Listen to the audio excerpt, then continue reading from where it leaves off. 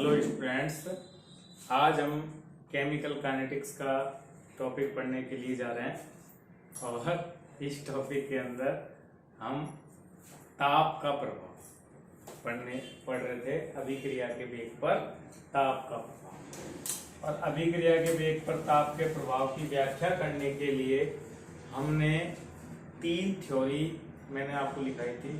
पहली थी टक्कर सिद्धांत, दूसरी थी आर्यनीय सिद्धांत और एक संक्रमण अवस्था सिद्धांत हुई एक ट्रांजिशन थ्योरी वो थी, जिसमें हम पिछली क्लास में मैं आपको बता रहा था कि अभिक्रिया के वेग पर ताप के प्रभाव को समझने की कौन सी थ्योरी चल रही थी, टक्कर सिद्धांत के वेग पर ताप का प्रभाव, ये हमारे टॉपिक चल रहा था। और इसमें हम पहला जो थ्योरी था वो था संगठ्य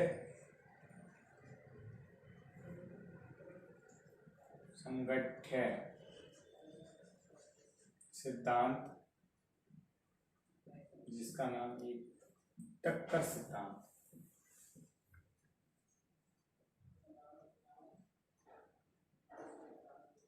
विलियम लुईस के द्वारा यह सिद्धांत प्रतिपादित किया गया था।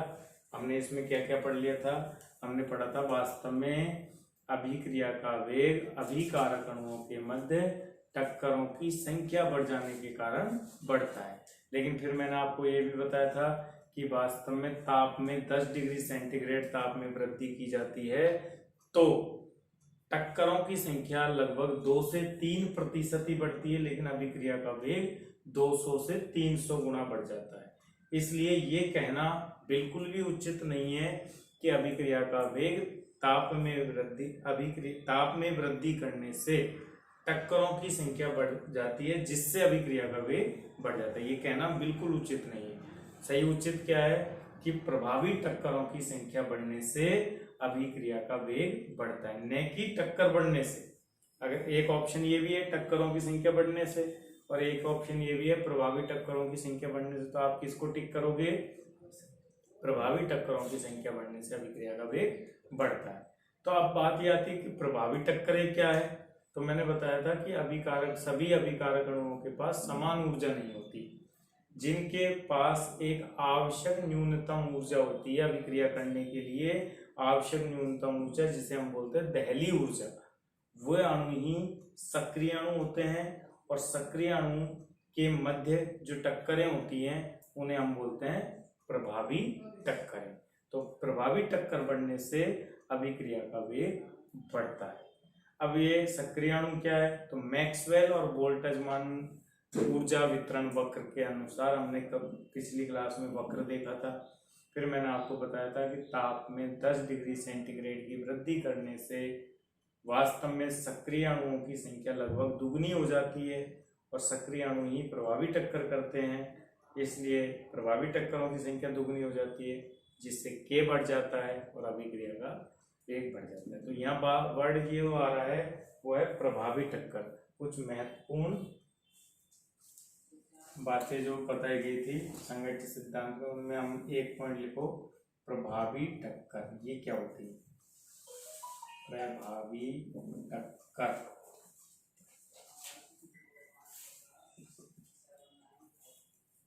तो लिखिए अभिकारक में लिखें परिभाषा, अभिकारक अणुओं के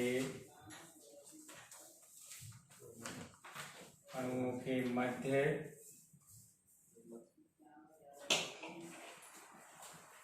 होने वाली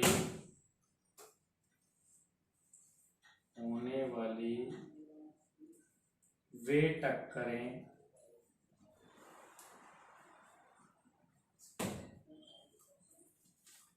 अभिकारक अणुओं के मध्य होने वाली वे टक्करें जिनके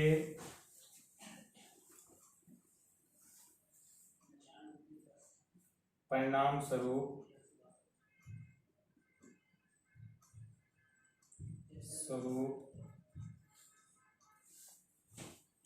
उत्पाद निर्मित होता है,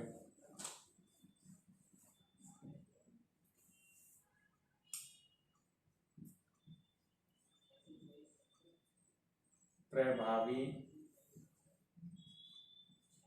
टक्कर कहलाती है।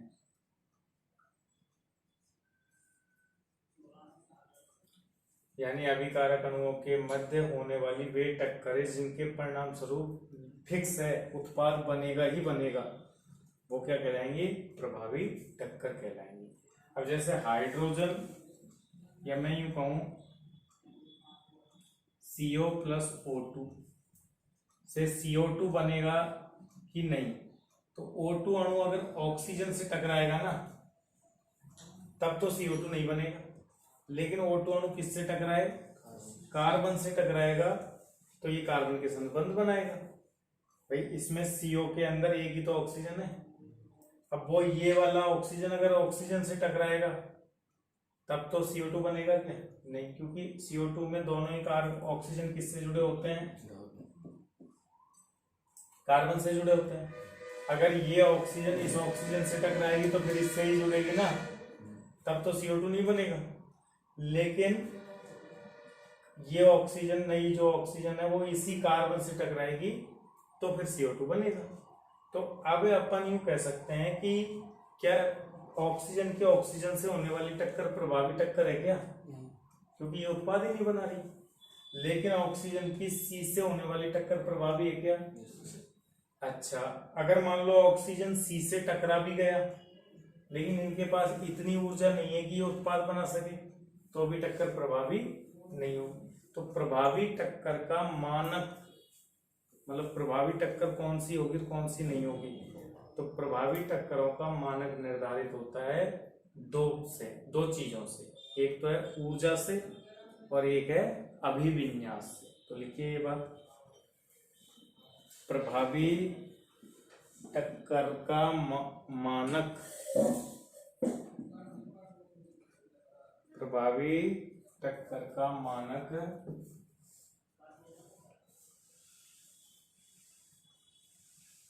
सक्रियण ऊर्जा एवं प्रायिकता कारक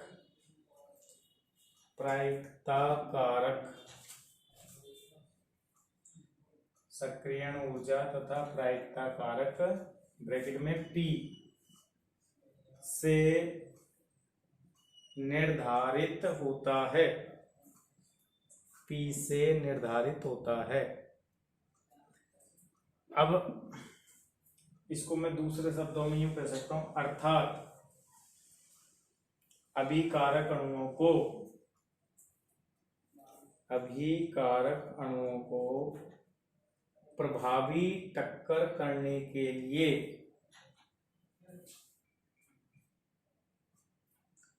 निम्नलिखित दो शर्त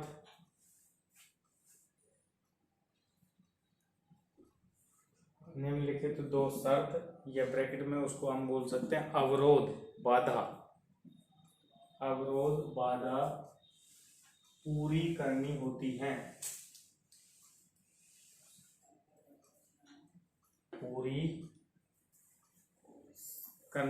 है, तो पहली बाधा है ऊर्जा अवरोध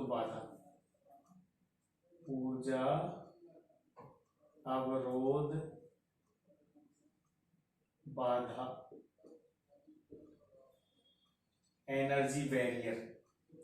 मतलब इसका ये मीनिंग है कि सभी अभिकारक के अणु क्या प्रभावी टक्कर में भाग लेते हैं? नहीं, लेकिन जिनके पास एक आवश्यक ऊर्जा से अधिक ऊर्जा होती है वो ही ले सकते हैं, सभी नहीं। तो लिख लो इसमें, अभिक्रिया में भाग लेने वाले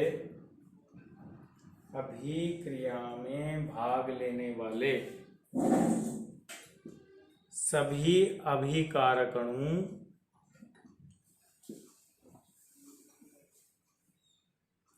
उत्पाद निर्मित करने में सक्षम नहीं होते हैं।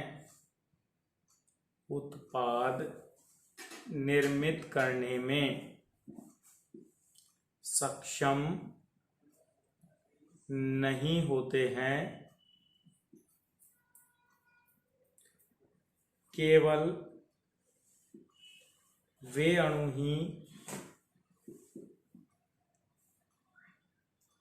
उत्पाद निर्मित कर पाने में सक्षम होते हैं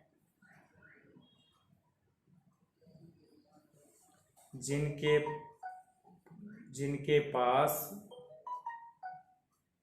पर्याप्त ऊर्जा होती है।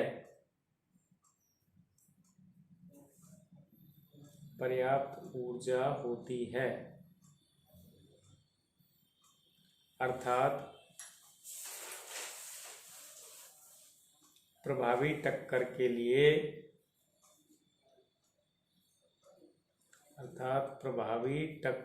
के लिए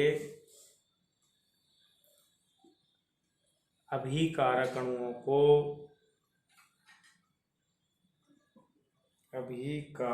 अणुओं को यह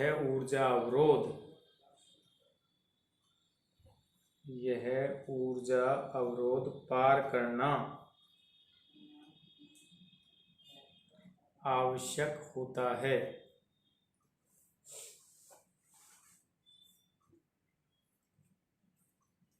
और दूसरा लिखो अभिविन्यास बाधा।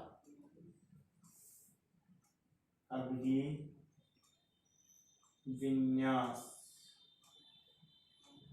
बाधा,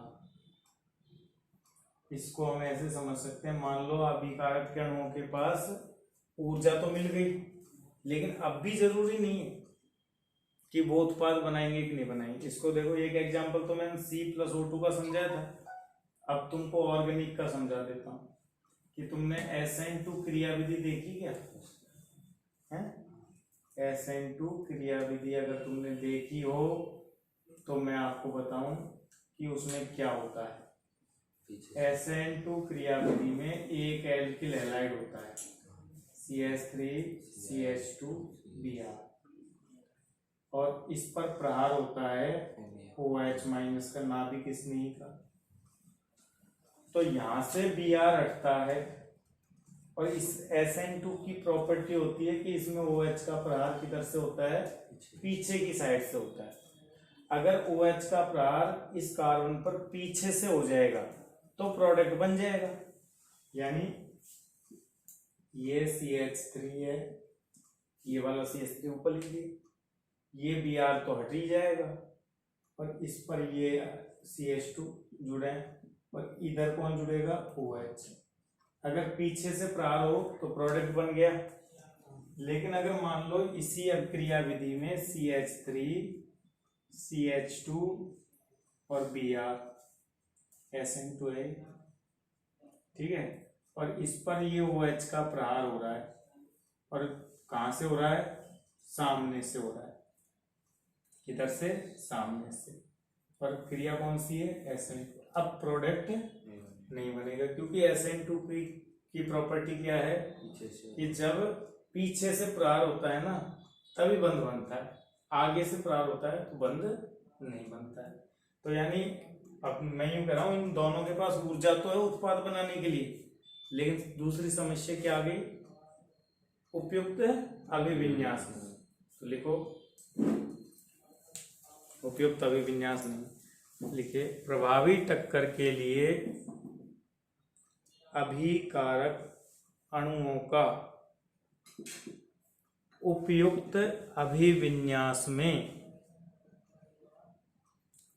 प्रभावी टक्कर के लिए अभिकारक अणुओं का उपयुक्त अभिविन्यास में टक्कर करना भी आवश्यक है।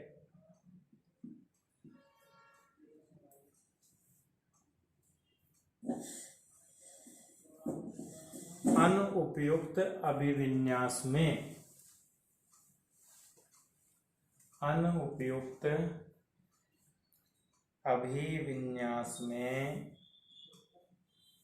होने वाली टक्करें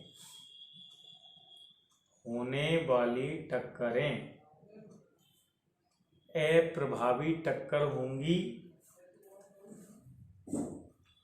अप्रभावी टक्कर होंगी, जिनसे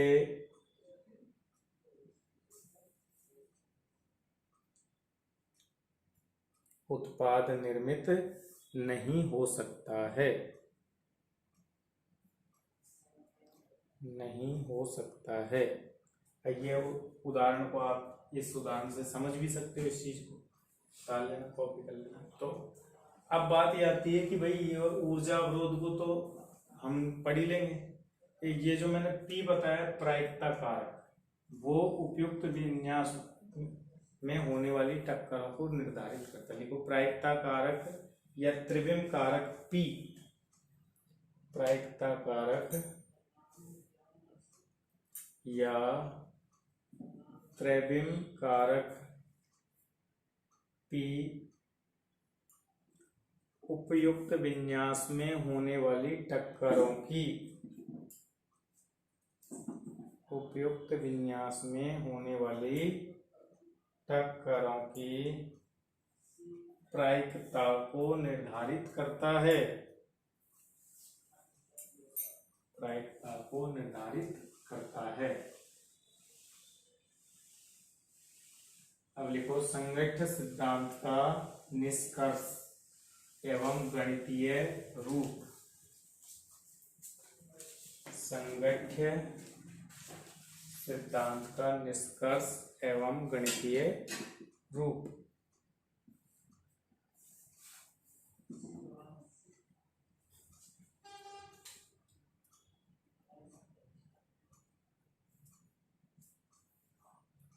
तो देखो स्पष्ट हो जाता है कि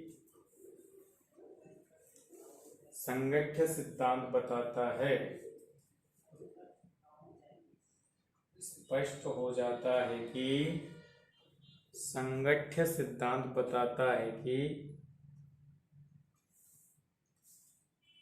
अभिक्रिया का वेग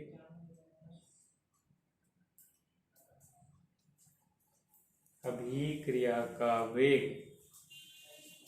अभिकारक अणुओं के मध्य होने वाली प्रभावी टक्कर आवृत्ति के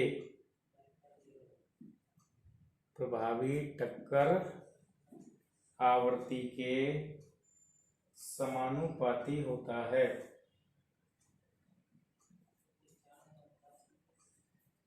प्रभावी टक्कर आवृत्ति के समानुपाती होता है। अब ये टक्कर आवृत्ति क्या है? संगठ्य आवृत्ति। ये हेडिंग बना लो, प्रभावी टक्कर या संगठ्य भी बोल सकता हूँ मैं,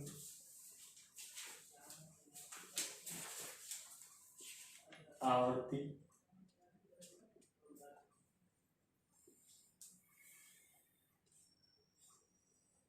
लिखो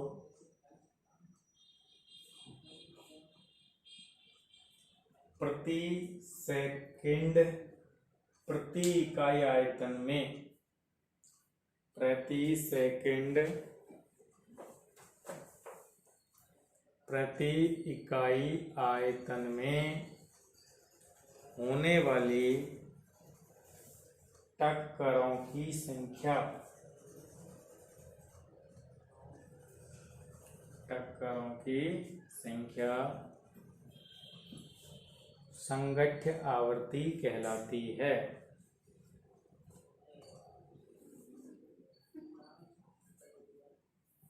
इसे Z द्वारा डिनोट किया जाता है, स्मॉल z।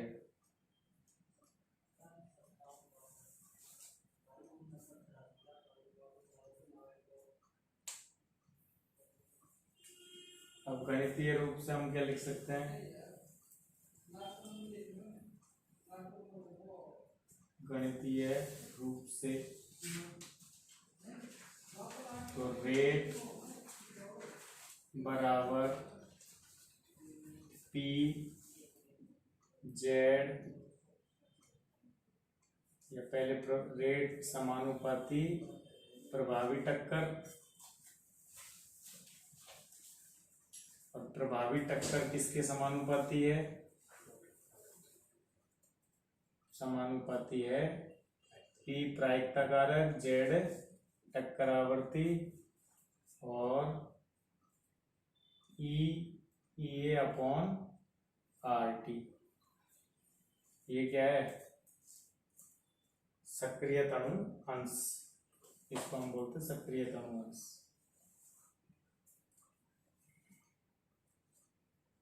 यहाँ P क्या है? प्रायिकता कारक है। Z क्या है? जो त्रिविम कारक भी बोलते हैं, प्रभावी टक्कर को बताता है, त्रिविम कारक है।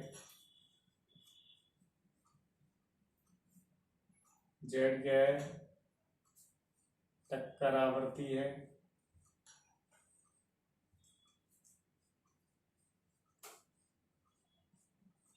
और E की पावर EA अपॉन RT क्या है? सक्रिय अणुअंश, जिनके पास ये ऊर्जा होती है, सक्रिय ऊर्जा, सक्रिय अणुओं का अंश, सक्रियत अणुअंश, जिनके पास टक्कर करने के लिए यानी उत्पाद बनाने के लिए आवश्यक ऊर्जा होती है। तो इसमें वैसे तो देखो कोई कभी पूछेगा नहीं है कि भाई ये टक्कर सिद्धांत में गणितीय व्यंजक बताओ, लेकिन इसमें सारी चीजें आ रही है। एक तो प्रायिकता कारक भी आ रहा है, टक्कर आवृत्ति भी आ रही है, और सक्रिय अणुअंश भी आ रहा है, यानी दोनों बाधाएं आ रही है। क्लियर?